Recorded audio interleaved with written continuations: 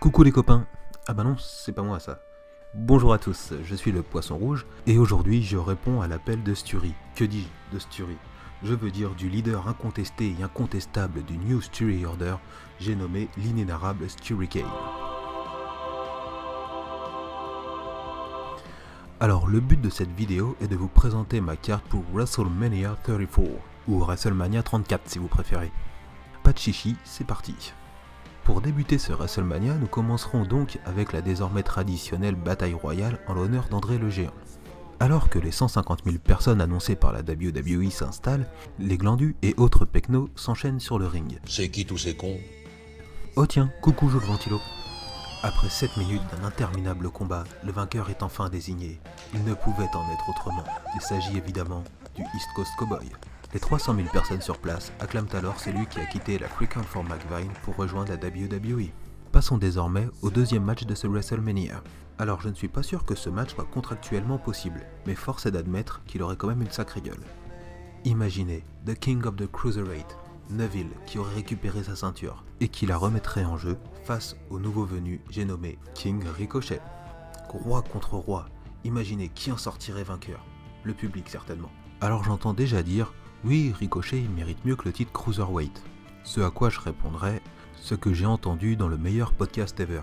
Comme quoi, c'est au catcheur de rendre le titre prestigieux. Ricochet peut-il rendre le titre Cruiserweight prestigieux? Je pense que oui. Le match suivant sera pour les titres par équipe de SmackDown. Il opposera les frères Russo à Chad Gable et Shelton Benjamin. Que dire de ce match si ce n'est que les Usos sont indispensables à WrestleMania et qui d'autre que Gable et Benjamin pour les affronter? À mon avis, personne. En tout cas, pas SmackDown. Le match suivant est toujours un match par équipe, cette fois-ci pour les titres de Raw. Il opposera Sheamus et Cesaro, aka The Bar, au Revival, composé de Dash Wilder et Scott Dawson. Deux équipes heel donc, c'est pourquoi j'ai un petit peu hésité à faire ce match.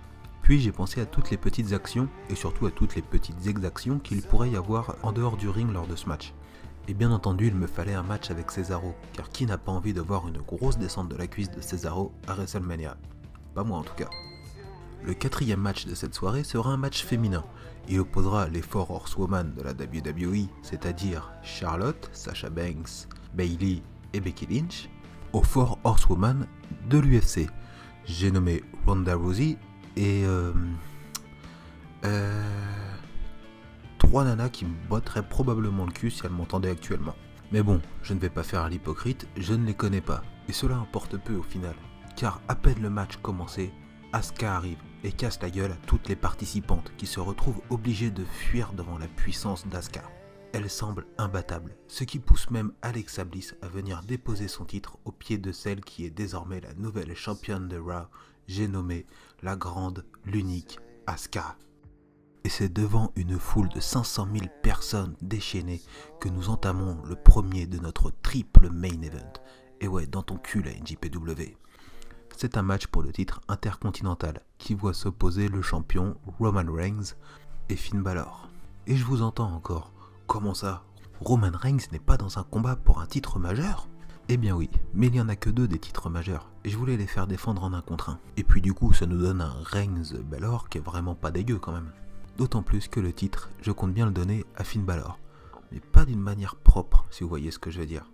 Et oui, je compte faire intervenir Gallows et Anderson afin de distraire Roman Reigns pour que Finn Balor puisse en profiter et remporter ce titre. Ce qui pourrait lancer une rivalité entre le Balor's Club, composé d'anciens Indie Guys, et le Roman Empire, composé de purs produits WWE.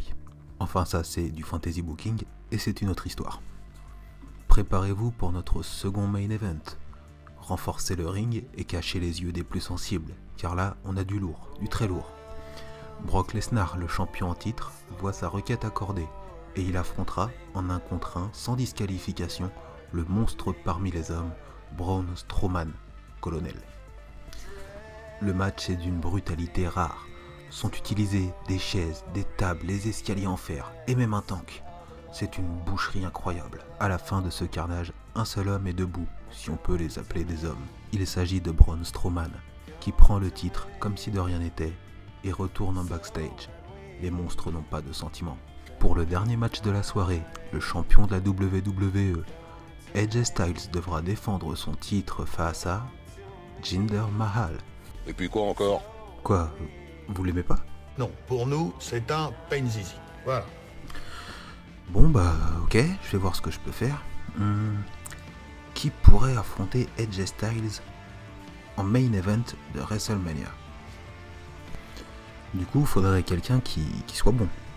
Quelqu'un qui fasse réagir les foules. Quelqu'un envers qui AJ Styles pourrait avoir une certaine animosité. Quelqu'un qui a un véritable amour pour le catch et qui ferait tout pour remonter sur un ring.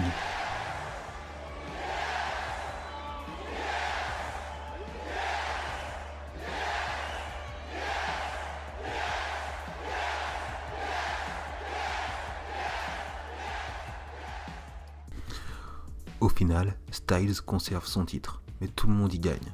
Styles est toujours champion, Bryan est remonté sur un ring, les fans ont retrouvé l'un de leurs catcheurs favoris et ont pu assister à un match extraordinaire. Vince McMahon a gagné une tonne de fric. Le seul à être un peu triste dans l'histoire, c'est Triple H. Lui aussi aurait bien aimé gagner le main event de WrestleMania.